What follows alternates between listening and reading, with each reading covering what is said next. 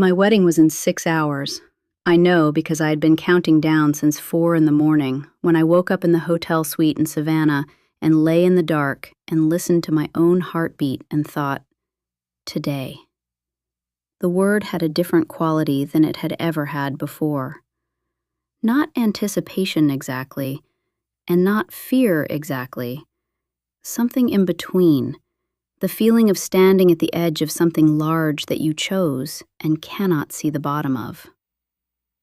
The dress was on its hanger by the window.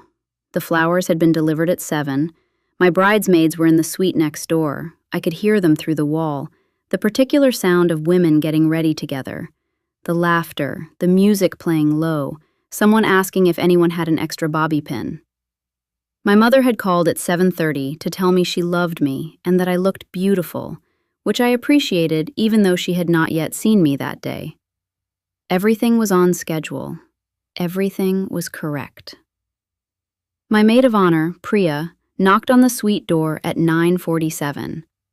I know the time because I had just looked at my phone to check it, 3 hours and 13 minutes until the ceremony, and I was sitting in the chair at the vanity while the makeup artist worked on my eyes, and I felt calm in the way that you feel calm when the thing you have been planning for 14 months is finally, irreversibly in motion. Priya came in and closed the door behind her. She did not say good morning. She did not say, "You look beautiful." She stood at the door with her phone in her hand, and she looked at me with an expression I had never seen on her face in 16 years of friendship. And she said, "I need to show you something before you put that dress on." Before I tell you the rest, subscribe, because every story on this channel is real, it is raw, and it will stay with you. And drop a comment right now. Where in the world are you watching from? I read every single one. Now let me tell you what Priya showed me. Her name is Priya Mehta.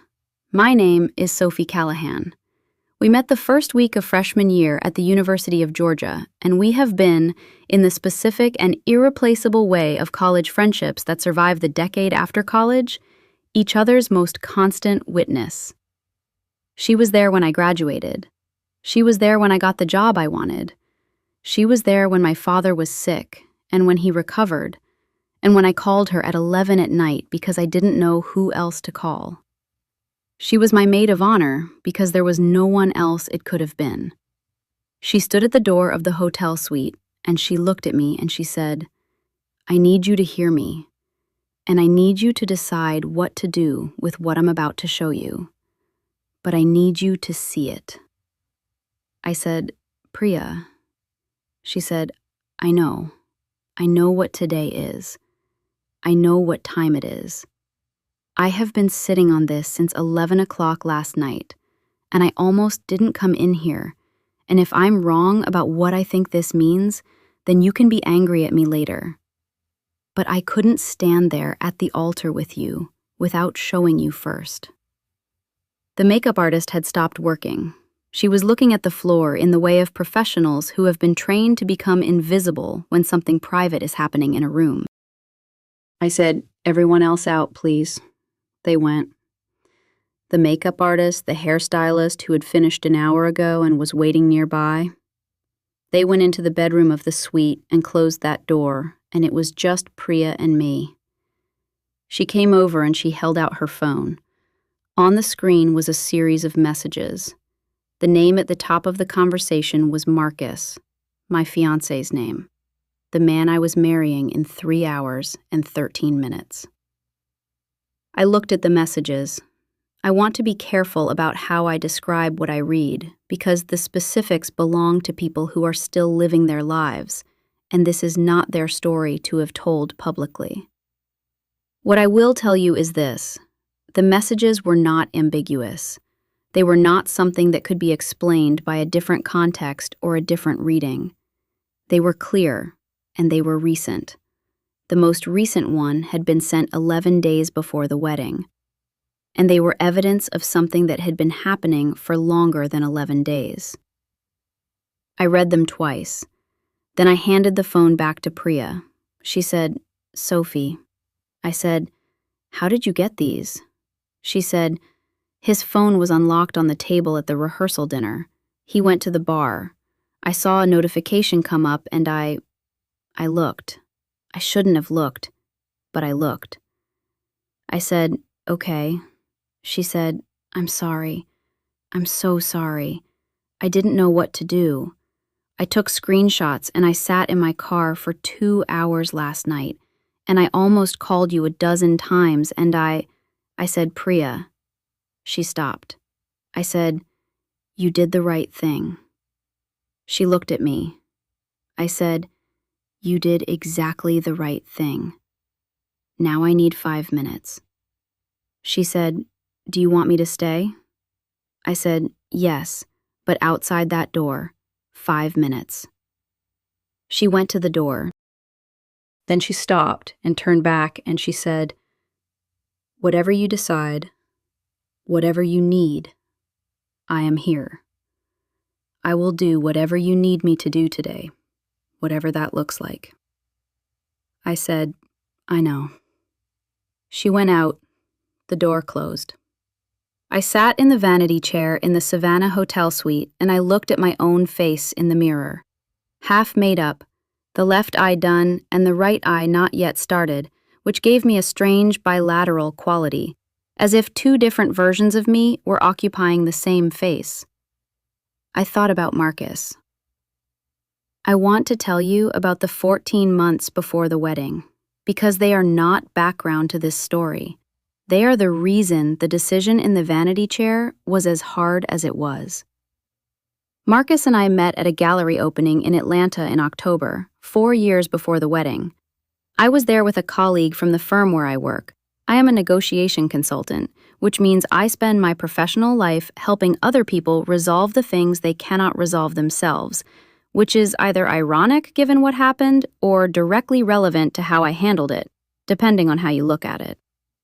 Marcus was there because one of the artists was a friend of his from graduate school. He was standing in front of a piece, a large photograph of a river in winter, all gray and silver and very still.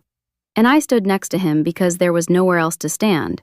And he said, without looking at me, "It looks like it's holding its breath, doesn't it?" I looked at the photograph.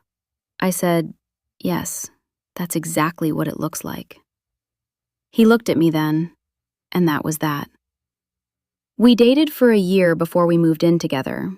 We lived together for 2 years before he proposed. The proposal was not elaborate. He did not hire a skywriter or arrange a flash mob or any of the things that people do when they want a proposal to become a story. He made dinner at home on a Wednesday, and after dinner he said, "I want to spend the rest of my life making dinner with you on Wednesdays." And then he got up from the table and got the ring from wherever he had been keeping it, and he came back and he said, "Will you?" I said yes. I meant it. I have not stopped meaning it, which is the complicated part. The 14 months of planning the wedding were the happiest of my life, in the specific way that happiness has when you are moving towards something you have chosen and that is coming together the way you hoped. We chose Savannah because my grandmother had lived there, and because it is one of the most beautiful cities in the world, and because Marcus had a connection to a venue on the river that was available in late September. We chose 200 guests because our families are large and our friendships are real, and we did not want to leave people out. I chose Priya as maid of honor before I had chosen the venue or the flowers or the dress, because some things are not decisions so much as facts. The dress took 4 months to find. I want to tell you about the dress because it is part of this story in a way that might not be obvious. I tried on 43 dresses in 6 cities, which is either dedication or madness, and probably both. I found it in a small bridal shop in Charleston. Ivory silk, no embellishment, simple enough that the focus was the person wearing it rather than the dress itself. When I put it on, I looked in the mirror and I thought, there she is, the woman getting married. There she is. I wore it to the altar 6 hours after Priya came into the suite. I want you to understand what it cost to put it on.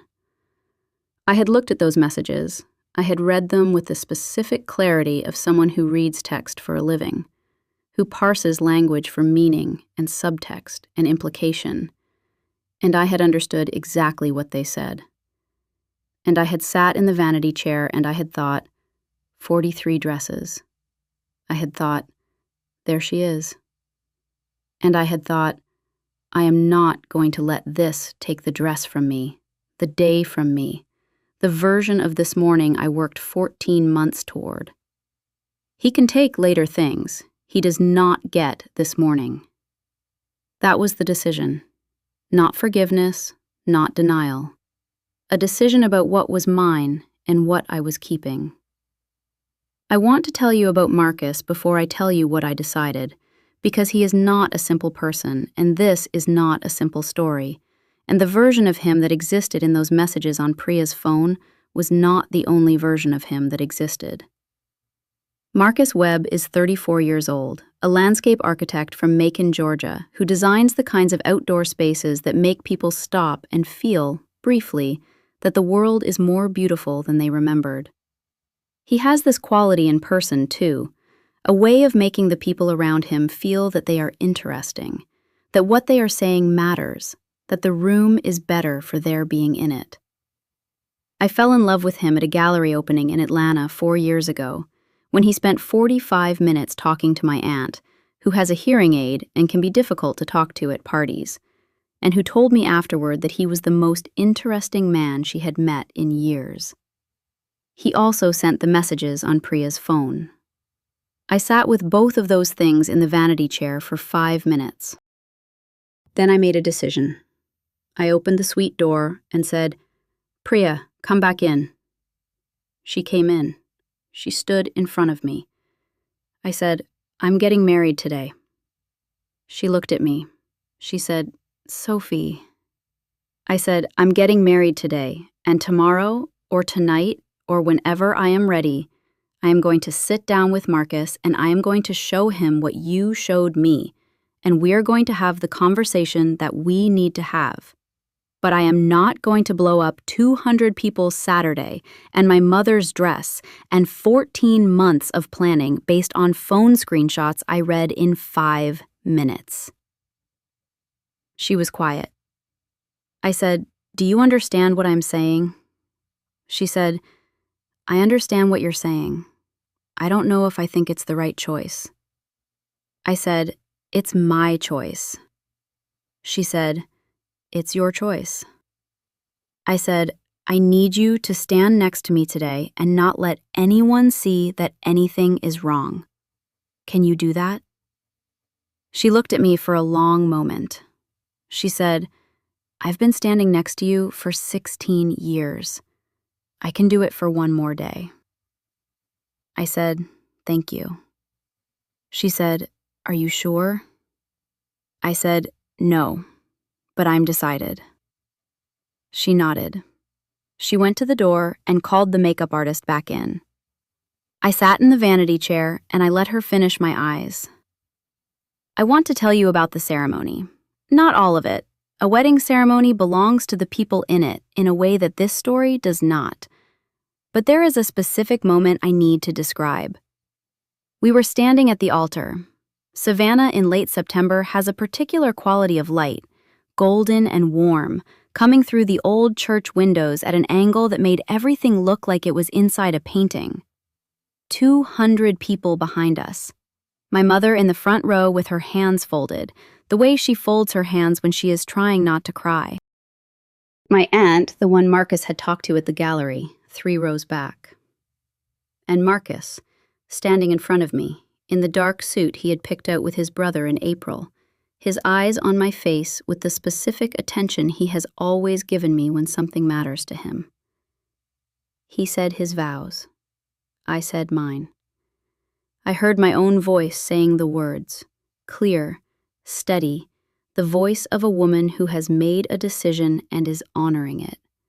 And I felt, underneath everything, the particular quality of grief that exists alongside the particular quality of love. And I understood for the first time that those two things can occupy the same moment without canceling each other out. The officiant said, "I now pronounce you husband and wife." Marcus kissed me. I let him. 200 people applauded. Priya caught my eye over his shoulder. She held my gaze for one moment. Then she looked away and smiled and picked up her bouquet. The reception was at a venue on the river. I danced. I talked to people. I ate dinner at the head table next to Marcus, and I laughed at the right moments and touched his arm the way I always touch his arm. And I was, from the outside, a woman having the best day of her life. Inside, I was doing the math, counting, trying to place the timeline of what I had read against the timeline of what I knew, finding places where things I had attributed to work stress or tiredness or just the particular distance that sometimes settles between two people rearranged themselves in the light of new information. It is a strange thing to grieve a marriage on the same day you enter it. I do not recommend it. I am also not certain, looking back, that I would have done it differently. My reasoning, in the vanity chair in 5 minutes, was this. I did not want my wedding day, which I had waited for and planned for and genuinely wanted, to be the day I blew apart my own life on the basis of 5 minutes of reading. I wanted to enter the conversation with Marcus from a position of steadiness, not shock, not a hotel room in Savannah with 200 people waiting. I wanted to be the person who chose to look at this clearly, who took the time to understand what she was looking at before she decided what to do about it. This is not the choice everyone would make, I know that. Priya told me months later that she would have walked out, that she would not have been able to stand at that altar and say those words knowing what she knew. I understood that. It was her truth. It was not mine. My truth was this. I wanted to give Marcus the chance to explain, in a real conversation, in a private space, without the weight of 200 witnesses and a non-refundable venue and my mother's face. I wanted to look at him directly and ask him what had been happening. I wanted to make my decisions about my own life with full information, rather than screenshots and 5 minutes. The reception ended at midnight. The guests began to leave. My parents hugged me at the door, my father holding on a moment longer than usual, the way he does when he is moved and doesn't have words for it. Marcus and I went up to the honeymoon suite. He sat on the edge of the bed, and he started to say something about the day, about how beautiful everything had been, about how happy he was. I sat in the chair across from him. I said, "I need to tell you something." He stopped. I said, "Priya showed me your phone last night." The messages. The silence that followed was the most informative silence of my life. Not because of its length, it lasted perhaps 3 seconds, because of its quality. The specific quality of a person who has been found out and is deciding in real time what version of themselves to offer in response. He said, "Sophie," I said, "I'm not asking you to explain right now. I got married today and I made a decision to be here and I honored it, and I need to sleep. But tomorrow morning, we are going to sit down and you are going to tell me the truth. All of it. Not the version that manages my reaction, the actual truth. Can you do that?" He was quiet. He said, "Yes." I said, "Okay." I went into the bathroom. I took off my makeup. I got into the bed on my side, and I lay in the dark, and I listened to my own heartbeat, and I thought, yesterday. The word had a different quality than it had ever had before. I want to tell you about the next morning, because it is the part of this story that I did not see coming. We sat at the small table by the window of the honeymoon suite. Room service coffee. Savannah outside the window, early morning, the Spanish moss in the oak trees doing what it does in the light. Marcus sat across from me, and he told me the truth. I will not tell you all of it, because all of it is his and mine and not public. I will tell you the shape of it. It had been happening for 4 months. It was not, he said, and I believed him, and I have continued to believe him because the believing was earned over the months that followed. It was not a reflection of how he felt about me. It was a reflection of a specific crisis he had been in, related to a fear he had not named to me or to himself about what marriage meant and what he was walking into, and whether he was enough for the life he was choosing. He had not handled that crisis by talking to me. He had handled it by running from it in the specific, cowardly, human way that people sometimes handle the things they are most afraid of. I sat across from him in the honeymoon suite, and I listened to all of it. Then I said, "Did you love her?" He said, "No." I said, "Are you sure?" He said, "I'm sure." I said, "Did you love me?" Yesterday, at the altar, saying those words, did you mean them?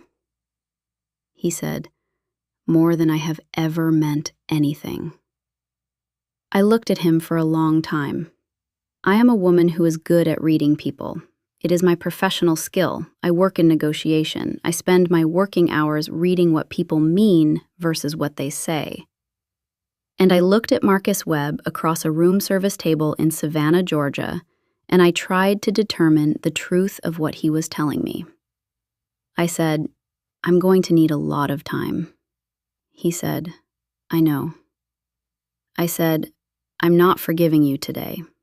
I'm not forgiving you this month. I don't know if I will forgive you.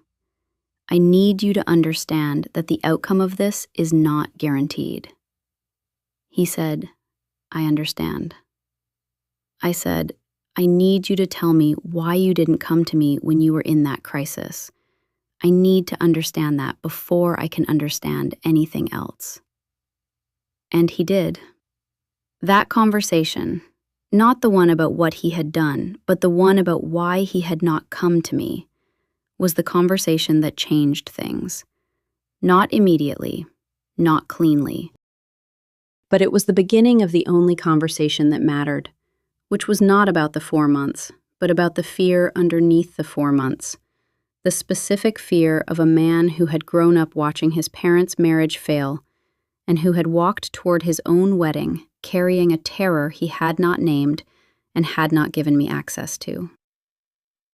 I am not telling you this story to advocate for staying. I want to be very clear about that. There are situations where the answer is leaving, and where leaving is the right and correct and necessary thing. What I am telling you is my situation, the one I lived, the one I made decisions about based on information only I had access to.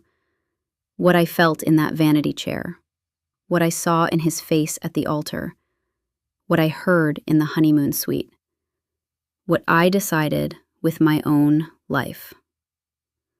What I decided was to stay and find out. That is a different thing from deciding to stay. Deciding to stay and find out means I am not leaving yet. I am not forgiving yet. I am not pretending this did not happen. I am gathering information about whether this marriage is something I want to keep, and I am giving both of us the time to demonstrate who we actually are in the aftermath of something hard. We went to therapy. A good therapist, a woman named Dr. Renee Carter in Atlanta, who has the particular quality of stillness I have come to associate with people who have held many difficult things in many rooms and are not frightened by the difficulty. She saw us individually and together. We talked about the 4 months. We talked about his parents. We talked about my parents, who have a marriage I had always held as a model, and which I now understood I had perhaps idealized. We talked about what I needed. We talked about what he was capable of giving. Dr. Carter said something in one of our individual sessions that I have turned over in my mind many times since. She said, "People in crisis don't always choose the path that hurts the person closest to them because they don't love that person. Sometimes they choose it precisely because they do. Because the closeness is the thing that frightens them, and running from the closeness is easier than naming the fear." I said, "Is that supposed to make it better?" She said, "No, it's supposed to make it more true." I sat with that for a long time. What she was describing, the fear underneath the behavior, the crisis underneath the choice, was something I understood professionally very well. In negotiation, the stated position is almost never the real position. The thing people fight about is almost never the thing they are actually fighting about. You have to get underneath the presenting problem to find the real one. And the real one is almost always about fear. Fear of loss, fear of inadequacy, fear of not being enough. Marcus had been terrified of not being enough. He had not told me. He had not come to me with the fear and said, "I am standing at the edge of the biggest commitment of my life, and I am terrified." He had handled the fear in the specific, human, inadequate way of someone who does not yet know how to name what they are feeling, and so runs from it sideways. I did not forgive that immediately. I am still, in some ways, in the process of forgiving it. Forgiveness is not a moment. I have learned this both professionally and personally, and they teach the same lesson. It is a practice. It is the daily decision to keep looking at the full picture rather than the worst moment. The full picture is this. A man who loves me made choices I will never fully excuse, from a fear he should have named, and who, when given the choice between defending himself and telling the truth, chose the truth. And who has spent the 14 months since then choosing every day to be the person the truth required him to be. It is a complicated picture. I am still learning to hold all of it in focus at once. I want to tell you something about the dress. After the wedding, after the honeymoon suite, after the conversation, after we came home to Atlanta and began the work of figuring out what we were going to do, the dress went to the cleaners and came back in its preservation box, and I put it in the back of the closet in the guest room. I did not look at it for months. There was a period when I thought about getting rid of it, donating it, selling it, doing something to make it not mine anymore, because it felt complicated to own something that beautiful that was also connected to something that painful. I did not get rid of it. I could not tell you exactly why. Partly, I think, because the dress was not what had happened in the hotel room. The dress was what I had felt when I saw myself in the mirror in Charleston and thought, there she is. That feeling was real. That woman was real. I did not want to give her away because the morning had turned out to contain more than I knew when I stood in that fitting room. About 8 months after the wedding, I went into the guest room and I took the box out of the closet and I opened it and I looked at the dress for a long time. It was still beautiful. Of course it was still beautiful. It is a dress. It does not have opinions about what happened in the hotel room. It does not carry the weight of the morning the way I carry it. It was just ivory silk in a preservation box, and it was beautiful, and it had been mine on a day that was complicated and real and mine. I put it back in the box. I put it back in the closet. I still have it. I do not know what I will do with it eventually. I think I will know when I know. There is a Saturday in November I want to describe, about 15 months after the wedding. Savannah again. We went back, which some people thought was strange, and which made sense to us in the way that returning to complicated places sometimes makes sense when you need to look at them with different eyes. We walked the squares in the morning. Savannah has these extraordinary squares, 22 of them, green and canopied and old, And Marcus knows them all by name and history because he is a landscape architect, and places like this are the thing he loves most in the world. He was telling me about the history of one of them, Monterey Square, the Magnolias, something about the original design, and I was half listening and half watching his face, which has a specific quality when he talks about things he loves. We stopped on a bench.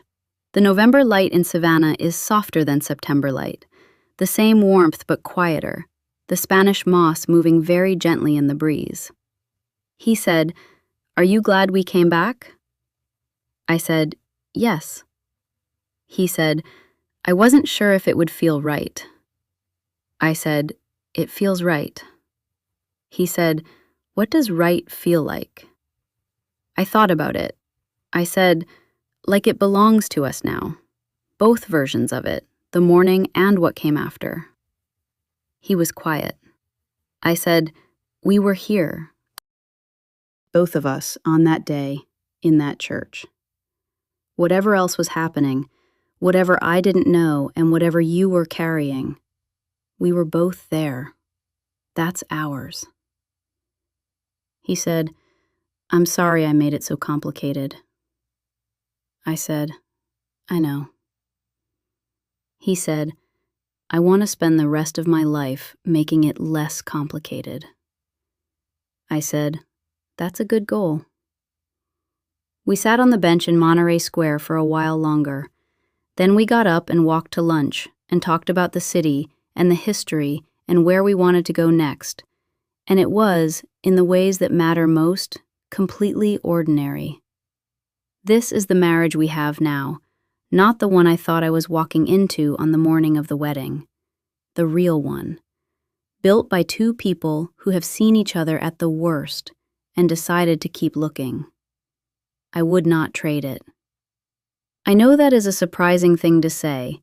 I know the version of this story where I walked out of the hotel suite and called off the wedding and built a different life is a version that some people would say is the better one, the cleaner one, the one where I kept my dignity intact. I am not going to argue with that version.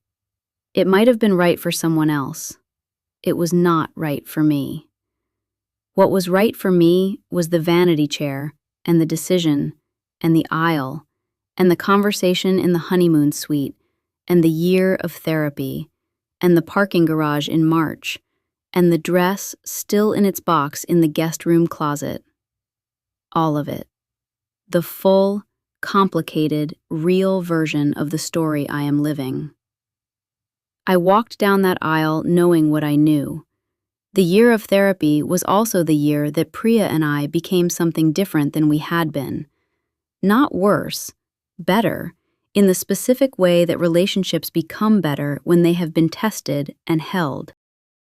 She sat with me through the hard year in the way that she always sits with things. Present, honest, not pretending that my choices were always the choices she would make, but there. There was a night about 6 months in, a Tuesday in March, Atlanta doing what Atlanta does in March, which is to produce a week of false spring that convinces everyone summer is coming and then reverts brutally to cold. When I called her from my car in the parking garage of our apartment building because I could not make myself go upstairs. She said, "Where are you?" I said, "Parking garage." She said, "I'll be there in 20 minutes. She was there in 17. She pulled into the spot next to mine, and she got out of her car, and she got into my passenger seat, and she said, "Talk." I talked. For an hour, in the parking garage, in the false spring cold, I talked about everything. The messages, the altar, the honeymoon suite conversation, the therapy, the progress, the days when the progress felt real and the days when it didn't, the specific exhaustion of rebuilding something while living inside the ruin of it. She listened. She did not tell me what to do. She did not tell me what she would do. She said, "What do you need right now?" I said, "I don't know." She said, "That's okay. We can sit here until you do." We sat there for another 40 minutes. Eventually, I said, "I think I'm ready to go upstairs." She said, "Okay." She walked me to the elevator. She hugged me at the door. She drove home. That is what she did. Not the phone. Not just the phone. Not just the morning in the suite. She did that. Over and over, for the whole year, she showed up in the parking garage. I have thought about what it means to be loved by someone like that. The specific quality of it, the presence without agenda, the willingness to sit in a cold parking garage for 40 minutes without needing the story to resolve. It is rarer than people think. I had it, and I did not always know I had it. I know it now. Including the year my father was sick. Including the year I lost the biggest client of my career and spent 6 months wondering if I had built the wrong kind of practice. Those were hard years. This was harder, in the specific way that the betrayal of someone you chose is harder than the random unkindness of circumstances. Priya and I talked about it constantly. She had done what she did, shown me the phone, because she loved me. And she had respected my decision to proceed with the wedding because she loved me, and she sat with me through the year that followed because she loved me. There were moments when she thought I should leave. She said so. I valued that she said so. I did not always agree with her, and I told her so, and she accepted my disagreement and stayed. That is what 16 years of friendship looks like in practice. Not agreement. Presence. I want to tell you about a Sunday about 14 months after the wedding. Ordinary in the way that the best Sundays are ordinary. We were at home in Atlanta, the particular late morning light coming through the kitchen windows, Marcus making breakfast in the way he makes breakfast when he is in a good mood, which involves too many dishes and music playing in a general atmosphere of cheerful disorder that used to irritate me and that I have come to understand is one of the things I love most about him. I was sitting at the kitchen table with coffee and the newspaper, the actual physical newspaper, which Marcus subscribes to because he believes print is not dead, which is an argument I have stopped having with him. And I was not thinking about anything in particular. He put a plate in front of me. He sat across from me. He looked at me. He said, "Can I ask you something?" I said, "Yes." He said, "Do you regret it? Not leaving? That morning? Do you regret staying?" I thought about it honestly. I do not give Marcus quick answers to serious questions anymore.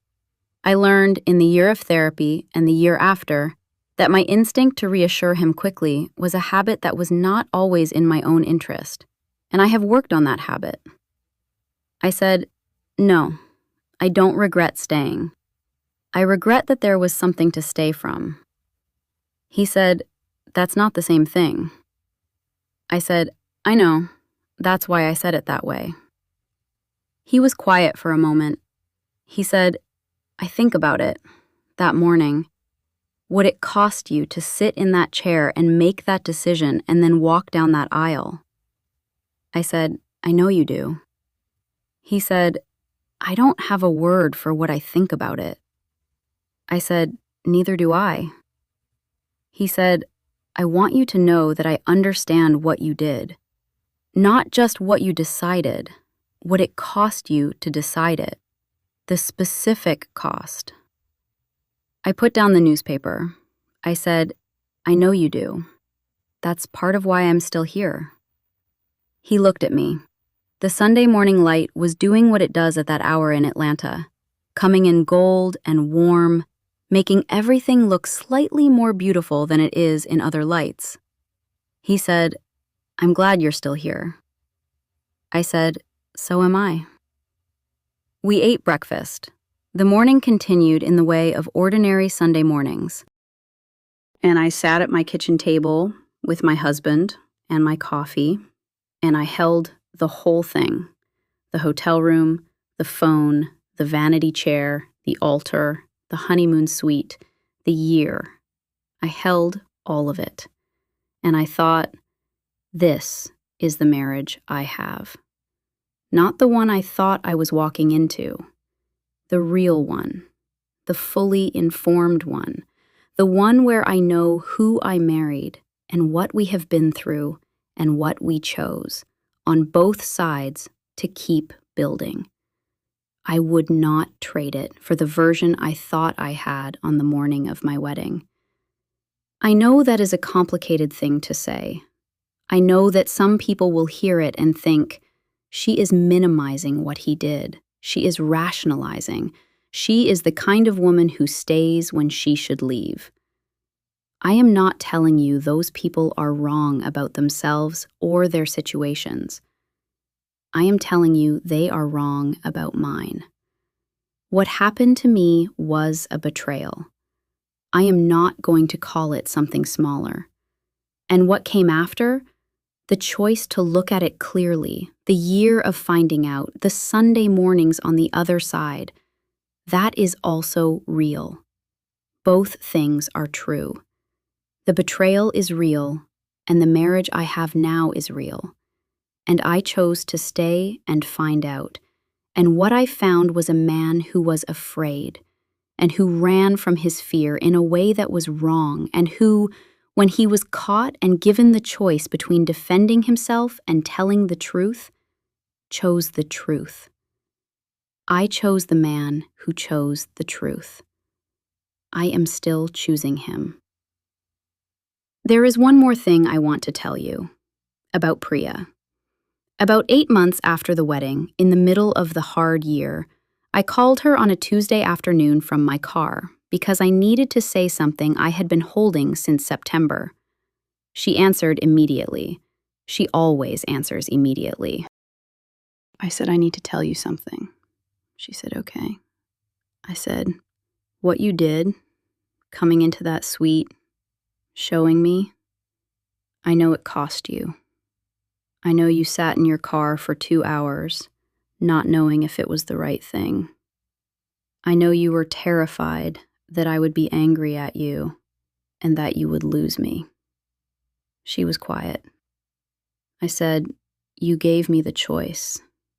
That's what you actually did. You didn't take the choice from me. You gave me one. And whatever I have built since September, I have built with full information. Because of you. She said, Sophie.